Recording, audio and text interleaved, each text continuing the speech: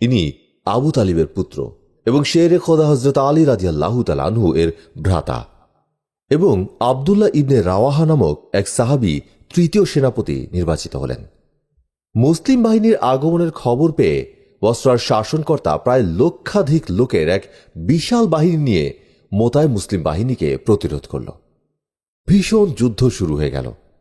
1,00,000 রোমক সৈন্যের মোকাবেলায় মাত্র 3,000 সেনার মুসলিম বাহিনী বিপুল বিক্রমে যুদ্ধ করতে লাগলেন। যুদ্ধে যায়েদ ইবনে হারেস রাদিয়াল্লাহু তাআলা আনহু, জাফর ইবনে আবু তালিব রাদিয়াল্লাহু তাআলা আনহু, আব্দুল্লাহ ইবনে রাওয়াহা রাদিয়াল্লাহু তাআলা আনহু একে একে এই 3 জন মুসলিম সেনাপতি শাহাদাত বরণ করেন। তারপর খালিদ ইবনে ওয়ালিদ চতুর্থ সেনাপতি রূপে অবতীর্ণ হয়ে প্রথম পর্যায়ে বিপক্ষীয় হামলা প্রতিহত করে শত্রু বাহিনীর প্রতি এমনভাবে হামলা চালালেন যে তার বেগ সহ্য করতে না পেরে যুদ্ধক্ষেত্র ছেড়ে শত্রুবাহিনী পালিয়ে গেল। এভাবে মুতার এই ভীষণ যুদ্ধেও শেষ পর্যন্ত মুসলিম বাহিনী জয়লাভ করেন। মুতার যুদ্ধে সেনাবাহিনী খালিদ ইবনে ওয়ালিদের অপূর্ব রণকৌশল, বিক্রম ও যোগ্যতার জন্য মহানবী হযরত মুহাম্মদ সাল্লাল্লাহু আলাইহি ওয়াসাল্লাম তাকে সাইফুল্লাহ বা আল্লাহর তরবারি উপাধিতে ভূষিত করেন। হুদাইবিয়ার সন্ধির শর্তসমূহ মুসলমানগণ অতিশয় সতর্কতা এবং সাবধানতার সঙ্গে পালন করে আসছিল, কিন্তু অষ্টম হিজরি সনে কুরাইশগণ তাদের ওয়াদা ভঙ্গ করল।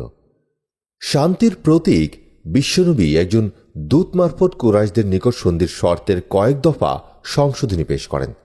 তিনি জানালেন যে এই সকল বিষয় গৃহীত না হলে সন্ধি ভঙ্গ হয়েছে বলে ধরা হবে। কুরাইশগণ মহানবীর প্রস্তাব গ্রহণ করল না। তারা সন্ধির চুক্তি অবসানই চাইল। কুরাইশদের পক্ষ থেকে এরূপ জবাব পেয়ে হযরত মুহাম্মদ সাল্লাল্লাহু আলাইহি ওয়াসাল্লাম জিহাদের জন্য পূর্ণভাবে প্রস্তুতি শুরু করেন। অষ্টম হিজরি সনের 10ই রমজান বিশ্বনবী হযরত মুহাম্মদ মুস্তাফা সাল্লাল্লাহু আলাইহি ওয়াসাল্লাম 10,000 মুসলমানকে সঙ্গে নিয়ে মক্কা বিজয় করতে রওনা হলেন। এই সংবাদ শুনে মক্কার লোকেরা ভয়ে কাঁপতে লাগল। তারা ভাবতে লাগল, এবার আর কিছুতেই রক্ষা নেই। মুসলমানগণ মক্কা প্রবেশ করে প্রত্যেকটি মানুষকে কেটে টুকরো টুকরো করে ফেলবে। আবু সুফিয়ান এ যাবৎ মহানবী এবং মুসলমানদের বিরুদ্ধে কুরাইশগণের সর্দার ছিল। তাই আবু সুফিয়ান মুসলিম বাহিনীর গতিবিধি ও প্রকৃত সৈন্য সংখ্যা জানবার জন্য ছদ্মবেশে 2 জন অনুচর সহ রাতে মুসলমানদের সেনা শিবিরের নিকট আসলে হযরত ওমর রাদিয়াল্লাহু তাআলা আনহু এর হাতে ধরা পড়ে বন্দী হন। বন্দী আবু সুফিয়ানকে মহানবীর সম্মুখে আনা হলে মহানবী তাকে কাছে পেয়ে মধুর সম্ভাষণে ইসলামের সুশীতল ছায়াতলে আশ্রয় গ্রহণ করতে আহ্বান জানান। আবু সুফিয়ান বিশ্বনবীর ব্যবহারে মুগ্ধ হয়ে নবীর কাছে ক্ষমা ভিক্ষা চেয়ে সেই মুহূর্তেই ইসলাম গ্রহণ করেন। তারপর মহানবী মুসলিম সেনাদেরকে নিয়ে মক্কার দিকে অগ্রসর হলেন এবং সৈন্যদেরকে সতর্ক করে দিলেন, যদি কেউ আক্রমণ করে তবে শুধু তাকেই বাধা প্রদান করবে। কেউ যদি আক্রমণ না করে তবে তারাও যেন আক্রমণ না করে। কুরাইশগণ মুসলমানদেরকে বাধা দিতে সাহসী পেল না। অতএব মুসলমানগণ একেবারে বিনা যুদ্ধেই মক্কা বিজয় করেন। বিনা যুদ্ধ ও বিনা রক্তপাতে মক্কা বিজয়ের জন্য মহানবী হযরত মুহাম্মদ মুস্তাফা সাল্লাল্লাহু আলাইহি ওয়াসাল্লাম আল্লাহর দরবারে লাখো শুকরিয়া আদায় করেন। হযরত রাসূলুল্লাহ সাল্লাল্লাহু আলাইহি ওয়াসাল্লাম মক্কায় প্রবেশ করে ঘোষণা করেন যে যারা কাবা গৃহে আশ্রয় নেবে, যারা আবু সুফিয়ানের গৃহে আশ্রয় নেবে এবং যারা নিজ গৃহের দরজা বন্ধ করে থাকবে তারা নিরাপদ। রমজানের 20 তারিখ মহানবী কাবা গৃহের তাওয়াফ করেন। সেই সময় কাবা গৃহে 360টি দেবদেবীর মূর্তি ছিল। হযরত রাসূল করিম সাল্লাল্লাহু আলাইহি ওয়াসাল্লামের হাতে একখণ্ড লাঠি ছিল। তিনি হাতের লাঠি খণ্ড দ্বারা প্রতিটি মূর্তির দিকে ইঙ্গিত করে বললেন, সত্যের আগমন হল, মিথ্যা দূর হল, নিশ্চয়ই মিথ্যা দূর হবে। সাথে সাথেই প্রতিটি মূর্তি মাটিতে পড়ে ভেঙে গেল।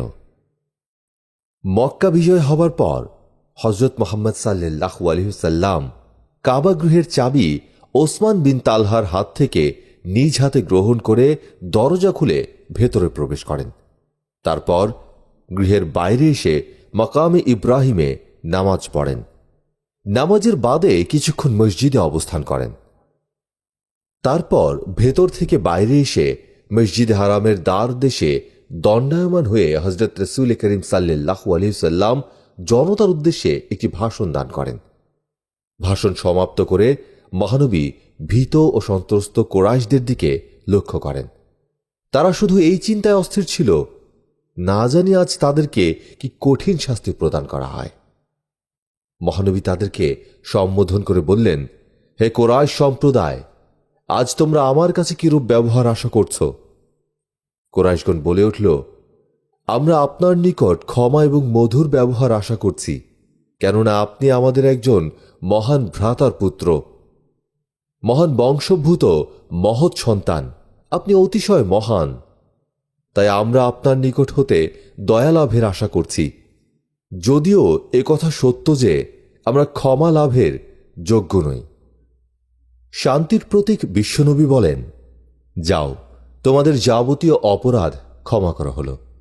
আজ তোমাদের প্রতি কোনো কঠোরতা নেই, প্রতিরোধ নেই। যাও, তোমরা সকলে মুক্ত, স্বাধীন।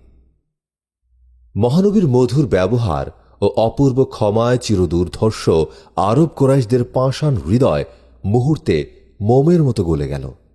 চতুর্দিক হতে প্রচণ্ড আওয়াজে মারহাবা ইয়া রাসূলুল্লাহ, লা ইলাহা ইল্লাল্লাহু মুহাম্মাদুর রাসূলুল্লাহ ধ্বনিতে আকাশ বাতাস মুখরিত হয়ে উঠল।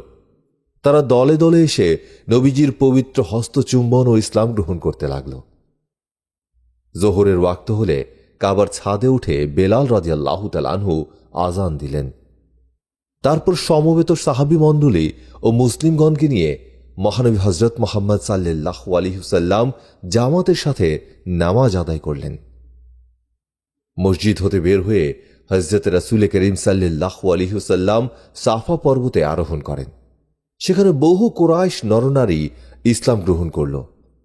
উহুদের যুদ্ধে যে কঠোর প্রতিশোধ লিপ্সু পিচাসিনী রমণী আবু সুফিয়ানের স্ত্রী হিন্দা হযরত মুহাম্মদ সাল্লাল্লাহু আলাইহি ওয়াসাল্লামের চাচা শহীদ হামজা রাদিয়াল্লাহু তাআলা আনহু এর কলিজা চিবিয়ে খেয়েছিল এবং নাক কান কেটে হাড় বানিয়ে তার গলায় পড়েছিল, আজ সেই রাক্ষসিনী নারী তার পুত্র মুয়াবিয়াকে নিয়ে ইসলাম ধর্মে দীক্ষিত হতে মহানবীর পদতলে লুটিয়ে পড়ল এবং কালেমা তাইয়েবা পাঠ করে শান্তির ধর্মে আশ্রয় নিল। মক্কায় 15 দিন অবস্থান করার পর মহানবী মক্কায় তার একজন প্রতিনিধি নিযুক্ত করে সাহাবীগণ সহ পুনরায় মদিনায় ফিরে এলেন। মুসলমানদের মক্কা বিজয়ের সাথে সাথে প্রায় সকল কুরাইশগণই ইসলাম গ্রহণ করল। সুতরাং মুসলমানদের সাথে বিরোধিতা করার মতো মক্কায় আর কেউ ছিল না। কিন্তু মক্কার বাইরে কাবিলায় হাওয়াজিন ও বনু সাকিফ নামক দুটি শক্তিশালী গোত্র তখনও ইসলাম গ্রহণ করেনি। তারা এবার মুসলমানদের বিরুদ্ধে যুদ্ধের আয়োজন করতে লাগল। মহানবীর কাছে খবর এসে পৌঁছল যে তারা সমবেতভাবে মুসলমানদের সাথে যুদ্ধ করতে আসছে। সংবাদ পেয়ে নবী করিম সাল্লাল্লাহু আলাইহি ওয়াসাল্লাম 12,000 মুজাহিদ সঙ্গী নিয়ে শত্রুদের গতিরোধ করেন। তাদের মধ্যে 10,000 প্রাণ উৎসর্গকারী সাহাবী যারা মহানবীর সাথে মদিনা থেকে মক্কায় অভিযান করেন, আর বাকি 2,000 মক্কাবাসী নও-মুসলিম। তাদের মধ্যে বহু লোক এমনও ছিল যারা তখনও পর্যন্ত মনে প্রাণে মুসলমান হয়নি। এই হুনায়নের যুদ্ধে মুসলমানদেরকে বিপর্যয়ের মধ্য দিয়ে আল্লাহ তাআলা সতর্ক করে দিলেন যে মুসলমানদের জয় পরাজয় বাহুবল এবং তীর তরবারির খেলামাত্র নয়, বরং এটা আল্লাহর অনুগ্রহ এবং সাহায্য বলেই হয়ে থাকে।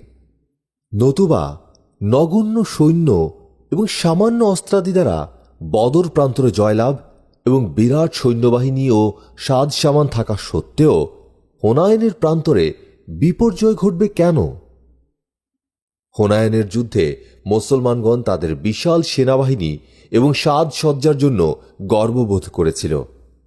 এমনকি হযরত আবু বকর সিদ্দিক রাদিয়াল্লাহু তাআলা আনহু পর্যন্ত বলে ফেলেছিলেন যে আজ আমরা কিছুতেই পরাজিত হব না। কিন্তু হুনায়নের ময়দানে